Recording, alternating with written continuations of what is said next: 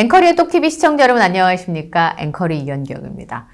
제가 이제 귀동냥으로 들은 얘기인데요. 요즘 엔터테인먼트 업계에서 가장 중요한 단어가 있다면 바로 IP일 겁니다. 이 IP는요, 제가 영어를 좀 잘 못하지만 Intellectual Property, 지식재산권이라는 뜻입니다.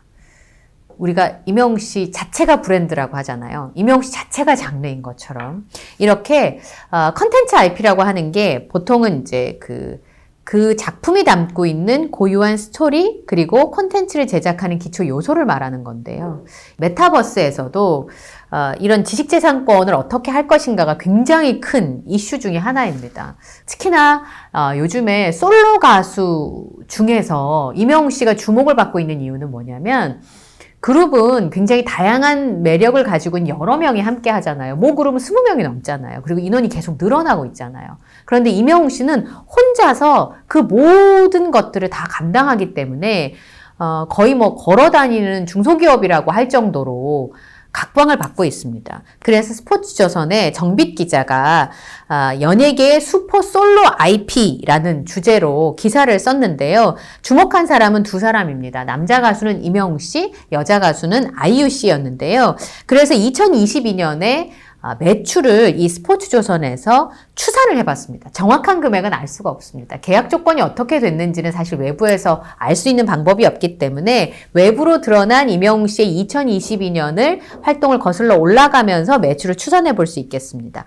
요거는 가수랑 광고 활동에 한해서만 조사를 했고 그리고 서클 차트의 공식적인 데이터와 업계 전문가들의 조언을 토대로 수치를 만들었다고 합니다. 왜냐하면 사실 광고 단가도 정확하게 임영웅 씨가 어떻게 받는지 알 수가 없고 그 다음에 데이터도 그 임영웅 씨 음반 판매량도요. 어떤 기사를 보면 초동 110만 장, 어떤 기사를 보면 109만 장. 그래서 제가 말씀드릴 때는 그 기사에서 쓴 걸 토대로 제가 말씀을 드리게 되거든요. 기준이 다 다르기 때문에. 근데 여기서는 서클 차트를 공식적인 데이터로 해서 업계 전문가들의 조언을 통해서 이제 수치를 추산을 한 건데요.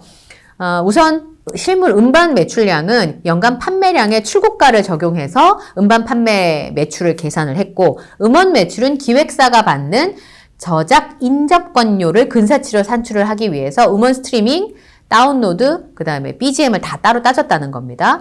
콘서트 수익은 순수 티켓값만 들어갔는데 사실은 굿즈도 굉장히 많이 팔리잖아요. MD 제품이나 이런 건 다 제외를 시켰대요. 그리고 광고 매출도 2022년에 계약한 브랜드 건들만 한해서 모델료로만 고려를 했다고 합니다. 실제로 음반이나 음원 유통사마다 수수료가 다 상이하고요. 그 다음에 콘서트 공연장 무대나 좌석 설계에 따라서 관객 수가 사실 굉장히 변동이 많잖아요. 그러니까 그런 것들을 최소값으로 반영했다는 거죠. 평균값을 할 수도 있는데 최소값을 해서 보수적으로 접근을 했다고 합니다. 그리고 콘서트의 경우에는 티켓 수입과 별도로 개런티 계약을 하는 경우도 있답니다. 그런데 이 수치는 임영웅 씨의 매출력 파워로 봤다고 합니다. 결론적으로 말씀드리면 임영웅 씨가 콘서트 했을 때의 수익, 거기는 굿즈 판매량을 다 빼고 음반 판매량, 음원 판매량, 그 다음에 광고 수익 이렇게 세 가지 부문으로 추산을 했습니다. 이분이 제목을 이렇게 썼어요. 음반, 음원, 공연, 광고 모든 분야에서 히어로. 그게 바로 가수 임영웅 씨라는 겁니다. 2022년에 임영웅 씨의 매출을 약 580억으로 이 기자는 추산을 했는데요. 우선 정규 1집 I am 히어로에다가 디지털 싱글 폴라로이드 발매에 콘서트 전국 투어까지 게다가 지금 임영웅 씨가 광고계에 굉장한 러브콜을 받고 있지 않습니까? 자, 5월 달에 발매한 I am 히어로는요. 판매량이 114만 장을 돌파했습니다. 연간 판매량이 서클 차트에서 제공한 음반 판매량입니다. 음반 매출은 172억 원 이상인 것으로 추산이 되고요. 이건 음반 판매량 중에서 15위, 솔로 가수로는 최고 판매량입니다. 음원 시장에서도 사실 I am 히어로 전부 다 줄 서기가 돼 있잖아요. 그리고 지난 11월에 발표했던 디지털 싱글 같은 경우도 폴라로이드와 런던보이가 다 차트를 이제 점령하고 있는 상황이었기 때문에 사실 한 해 동안 차트는 그냥 임영웅 씨 노래로 쭉 1월부터 쭉 12월까지 뭐 앞으로도 그렇겠습니다만 수를 놨다 이렇게 평가를 했습니다. 그 다음에 그 외에도 OST 불렀던 노래 그 다음에 방송 경연에서 불렀던 노래, 심지어는 커버곡들까지 계속 계속 음원 순위 안에 들어있지 않습니까? 그런데 요거는 임영웅 씨 소속사인 물고기 뮤직 제작이 아니잖아요. 그래서 요거는 빼고 계산을 했다고 합니다. 이것까지 합치면 꽤 많겠죠. 그리고 이 곡들의 가창료도 또한 생략이 됐습니다. 그래서 임영웅 씨가 작년에 저작 인접권료 추적치가 이제 이게 음원과 관련된 건데 24억 425만 원입니다. 그리고 이제 공연을 작년에 콘서트를 쫙 돌았잖아요. 고척 스카이돔까지 합쳐서. 온라인 콘서트를 포함해서 27회 공연을 했는데요. 각 공연의 평균 티켓값, 그 다음에 공연장 인원 최소값을, 공연장에 들어올 수 있는 수용 인원의 최소값을 가늠해 보니까 콘서트 티켓 매출이 305억 원. 와, 그리고 온라인 콘서트가 중계 플랫폼인 티빙의 구독자들한테 제공이 됐는데 요건 계산이 안 됐어요. 그 다음에 광고계는 임영웅 씨가 등장하면 그 업계가 살아나고 그 기업이 살아나잖아요. 그러니까 임영웅 할 수밖에 없는 상황인데요.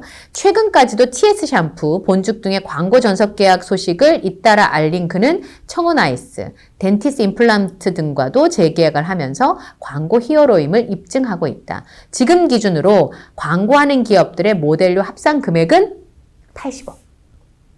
그러니까 모든 분야에서 임영웅 씨가 매출로 계산해 봤을 때 이 정도라는 건 그냥 임영웅 씨가 대한민국 탑이라는 거예요. 사실 자본주의 사회에서 돈이 많은 것을 보여주잖아요. 이 정도 매출을 올릴 수 있다는 건 그만큼 사랑받고 있고 지금 최고라는 것을 가장 명징하게 얘기해 주는 것인데요. 2023년은 그럼 어떠냐? 제목을 뭐라고 붙였냐면 솔로 가수라서 더 값진 슈퍼 IP라고 붙였습니다.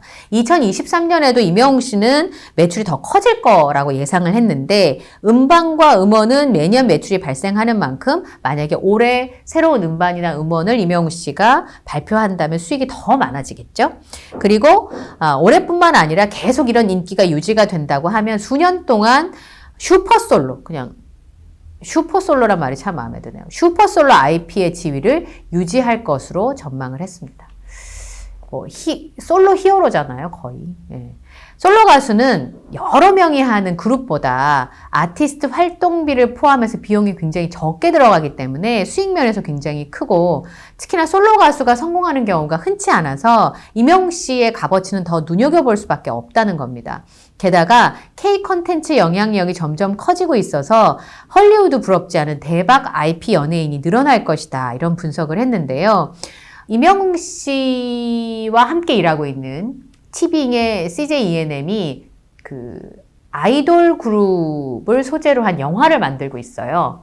인터스텔라 제작한 제작사랑. 전 이제 그게 시작이라고 생각을 하거든요. 여기 하나 좀 더 말씀을 드리자면 티빙 수치가 나왔어요. CJ ENM의 자회사가 티빙인데 I am Hero 앵콜 VOD 효과를 톡톡히 보고 있습니다. 티빙의 이용자 수 그리고 신규 가입자 수가 급증했다는 건데요. 어떤 분이 지난번 8월에 다들 가입을 하셔서 이번에 신규 가입자가 많이 늘어날까요? 했는데 전 늘어날 거라고 봤거든요. 왜냐하면 8월 달에 티빙을 보고 깜짝 놀란 사람들이 많기 때문에 더 많은 사람들이 가입을 할 수밖에 없었어요. 이번에 19일 날 모바일 빅데이터 플랫폼인 모바일 인덱스에서 발표한 내용을 보니까 14일 날 티빙 VOD가 공개가 됐는데 일평균 사용자 수 DAU라고 하죠. 138만 명입니다. 보통 티빙이 평소 DAU가 100만 명이 안 되는 경우가 많거든요. 근데 그날 138만 명이었습니다.